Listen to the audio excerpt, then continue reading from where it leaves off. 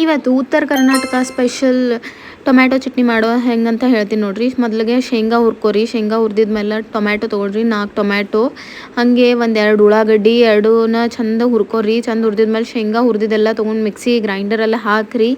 ಅದಾಗಿದ್ಮೇಲೆ ಉಳ್ಳಾಗಡ್ಡಿನ ಚಂದ ಸ್ವಲ್ಪ ಮೀಡಿಯಮ್ ಫ್ಲೇಮಲ್ಲಿ ಇಟ್ಟು ಸ್ವಲ್ಪ ಎಣ್ಣೆ ಹಾಕಿ ಹುರಿಬೇಕು. ಅದ್ರೊಳಗೆ ಹಾಗೆ 5-6 ಹಸಿಮೆಣ್ಸಿನ್ಕಾಯಿ ಹಾಕೀನಿ. ಇಲ್ಲಿ ನೋಡಿರಿ, ಅದು ಪೌಡರ್, ಶೇಂಗಾ ಪೌಡರ್ ಹಂಗೆ ಆಗಿದ್ಮೇಲೆ ಅದು ತೆಗ್ದು ಅದ್ರೊಳಗೆ ಉಳ್ಳಾಗಡ್ಡಿ ಮತ್ತು ಹಸಿಮೆಣ್ಸಿನ್ಕಾಯಿ ಎರಡೂ ಹಾಕಿಬಿಡ್ಬೇಕು. ಅದ್ರೊಳಗೆ ನಾ ಅಲ್ಲ ಬೆಳ್ಳುಳ್ಳಿನೂ ಹಾಕೀನಿ, ಹಾಗೆ ಕೊತ್ತಂಬರಿನೂ ಹಾಕಿದ್ದೆ.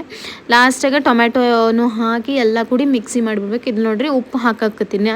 ನಿಮ್ಗೆ ಎಷ್ಟು ಬೇಕು ಅಷ್ಟು ಉಪ್ಪು ಹಾಕಿರಿ. ಅದಾದ್ಮೇಲೆ ಇದಕ್ಕೆ ಫ್ರೈ ತಡ್ಕ ಕೊಡೋಕೆ ಇಲ್ಲಿ ಒಂದು ಕಡಾಯಿದಾಗ ಎಣ್ಣೆ ತೊಗೊಂಡಿನಿ.